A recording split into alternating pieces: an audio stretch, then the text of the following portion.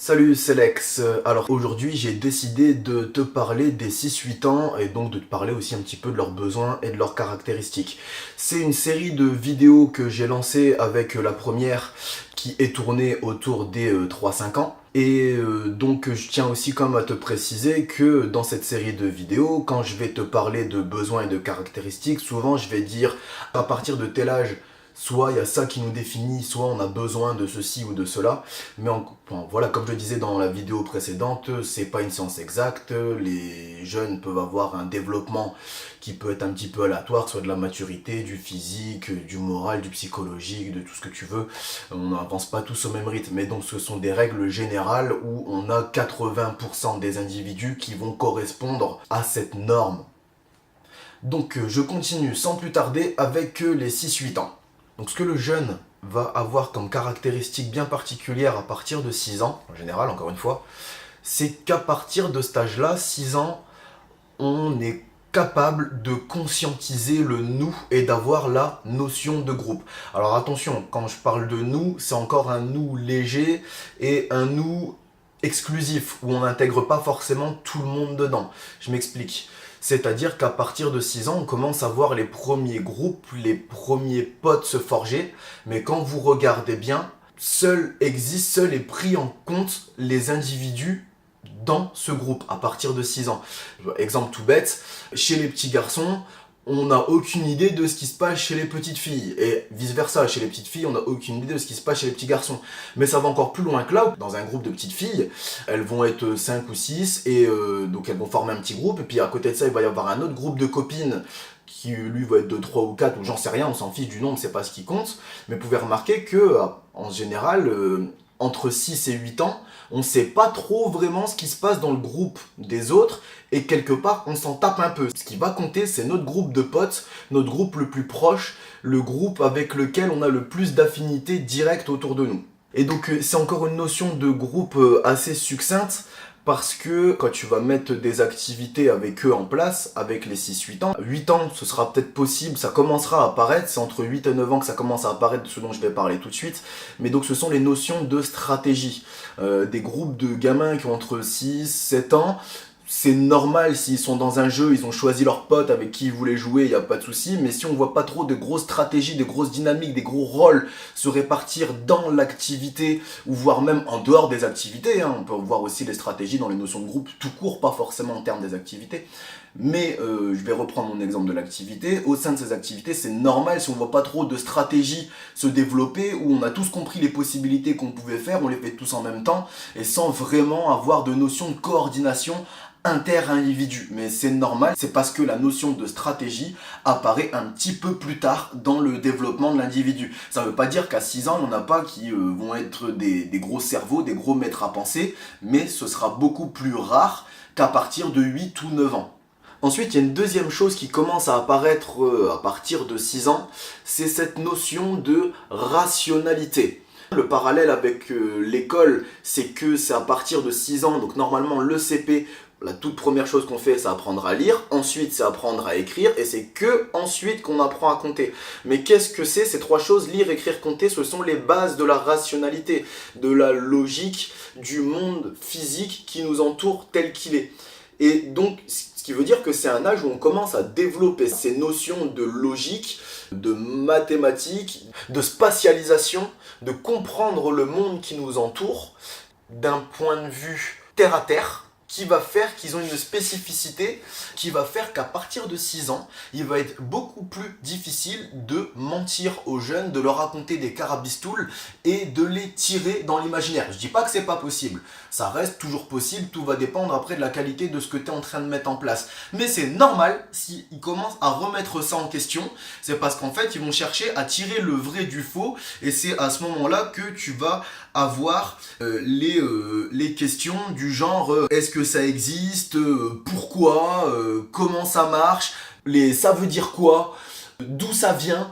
Tout ça, c'est des questions qui commencent à apparaître à partir de 6 ans, parce que en fait ce qui se passe dans la tête du jeune, c'est que son cerveau a besoin de se développer, de comprendre les choses qui l'entourent pour le structurer, aussi bien à l'interne du cerveau dans sa psyché que dans son développement physique et individuel. C'est justement la compréhension des choses qui nous entourent qui vont faire quel individu on est.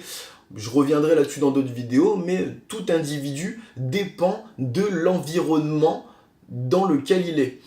Donc je vais résumer les 6-8 ans à ces deux grands principes. Ça ne veut pas dire qu'il n'y en a pas d'autres, hein, encore une fois, mais c'est les deux qui vont être très flagrants chez les 6-8. C'est que, premièrement, la notion de groupe commence à apparaître avec le nous, même si c'est pas un nous inclusif, si c'est un nous exclusif pour certaines catégories.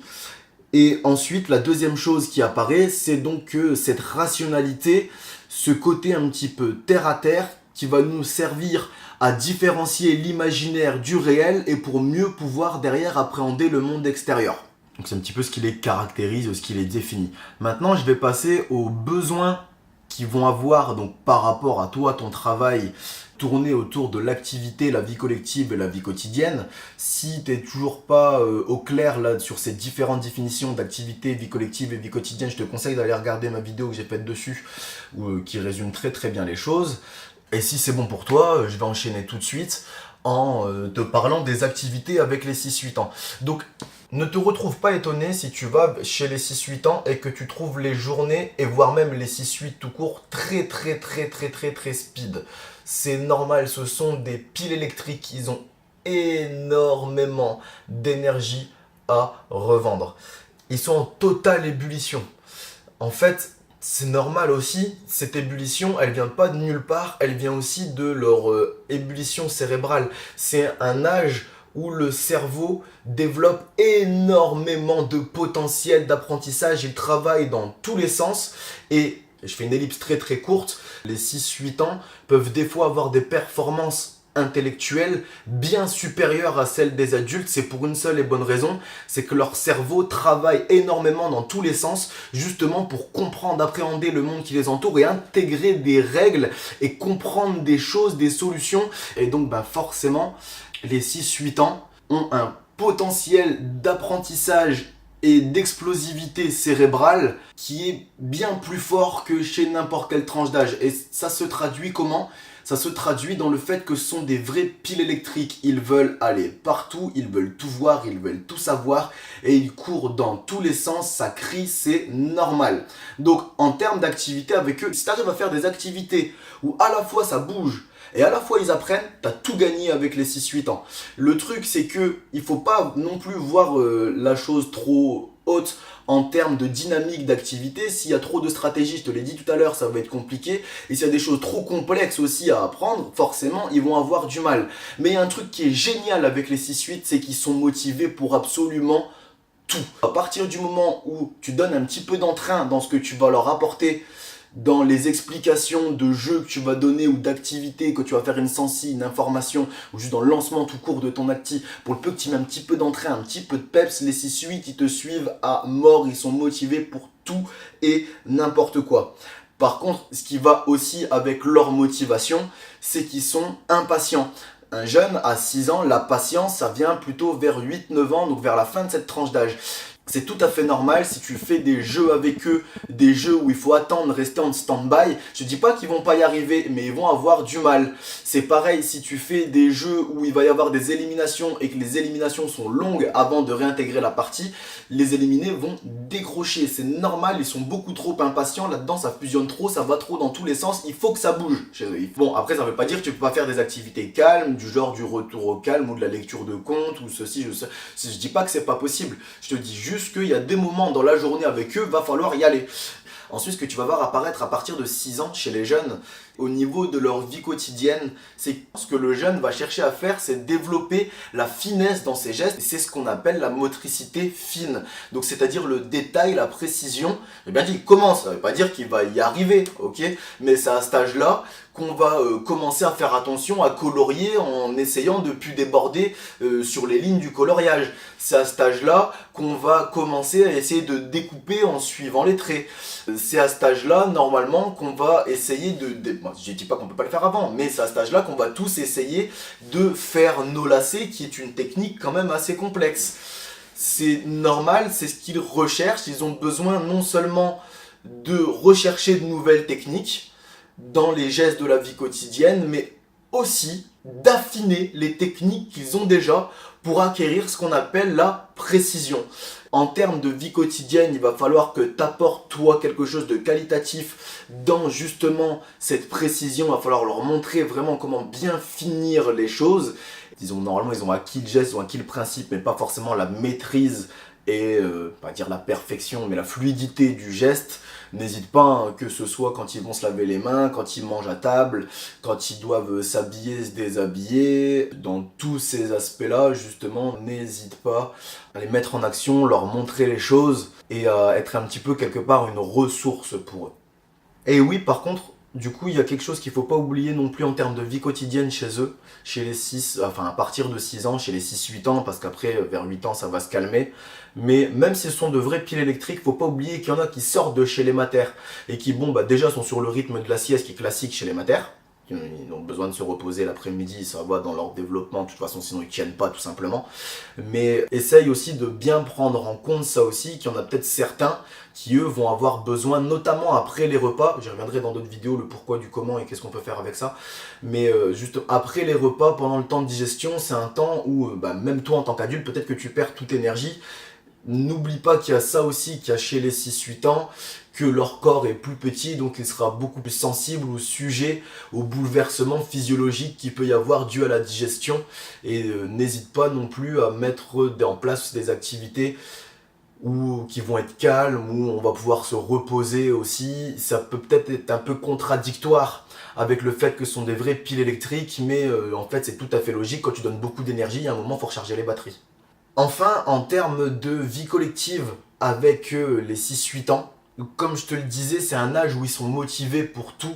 N'hésite pas vraiment à tout ce qui va être les dynamiques d'ambiance avec eux. Donc faire des noms d'équipe et trouver un cri de guerre et limite une mini choré pour faire le cri de guerre en plus. De faire les grandes chansons, les chorés collectives du centre ou de la colo.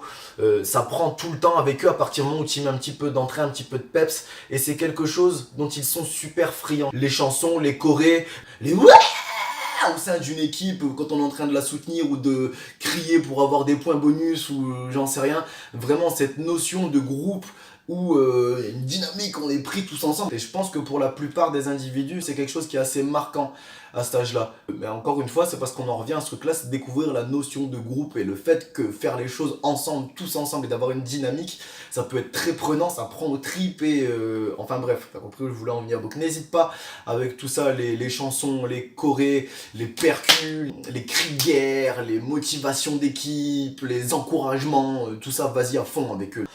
Et aussi, en termes de vie collective, il y a un truc qui est génial avec eux qui commence à apparaître à cet âge-là, contrairement aux matères. C'est qu'il y a la notion aussi de partage qui va aussi avec la notion de groupe, hein, avec la découverte du nous. Mais alors je te dis pas que c'est un partage, encore une fois, inclusif et équitable envers tout le reste de la mini-communauté dans laquelle tu seras avec eux, mais au moins à l'interne de leur petit groupe affectif, il va y avoir une notion de partage, de soutien et d'entraide qui va aussi commencer à apparaître, et là-dessus tu peux commencer à travailler. N'hésite pas à développer ça chez eux. Et oui, et enfin pour clôturer sur la vie collective avec les 6-8 ans, c'est qu'en plus de savoir faire la même chose, évidemment, que les 3-5 ans, donc c'est-à-dire savoir donner leur avis sur ce qu'ils ont vécu et aussi donner leur avis sur la préparation de l'avenir, ce qu'ils vont pouvoir faire en plus, c'est se justifier dessus. Et dans cette justification, toi, tu vas pouvoir y puiser énormément d'outils, énormément d'idées, énormément de choses qui vont te servir soit à comprendre ce qui s'est passé, soit à anticiper l'avenir aussi pour eux, avec eux. Et ça, c'est quelque chose qui est énorme, c'est la justification. Donc quand ils te donnent leur avis, n'hésite pas à leur demander pourquoi tu dis ça, et même si la justification n'est pas abracadabrantesque, n'est pas capillotractée, tirée par les cheveux, mais au moins toi ça pourra te donner des fois des éclairages, des lumières qui vont venir, des choses que tu n'avais pas saisies, que le groupe d'adultes n'avait pas forcément vues. Du coup, je pense que je conclurai la vidéo là-dessus. Les 6-8, ils sont motivés pour tout. Seulement, c'est pas parce qu'ils sont motivés pour tout qu'ils vont être capables de tout faire. Attention, parce que c'est un âge où la frustration, on a un petit peu aussi de mal à passer au-dessus. Donc c'est pour ça que, je te dis, remonte dans la vidéo, il y a 2-3 petites choses que je t'ai dit qu'il valait mieux éviter, et prends-les bien en compte. Mais enfin, il y a un gros rythme, ils sont motivés pour tout. En termes d'intensité dans les activités, dans les dynamiques, là vraiment les 6-8 ans ça speed. Mais enfin bref, moi je pense que j'ai à peu près fait le tour sur les 6-8 ans. Évidemment on peut rajouter des choses, hein, c'est pas une liste exhaustive que je suis en train de te faire. Mais je pense que ça te donne déjà quand même une bonne idée de ce que sont les 6-8 ans. Et du coup, bon ben, si la vidéo t'a plu et que t'en veux d'autres et que tu veux rien rater, je te conseille de t'abonner. Et puis moi je te retrouve dans la prochaine vidéo qui elle sera basée sur les 9-11 ans.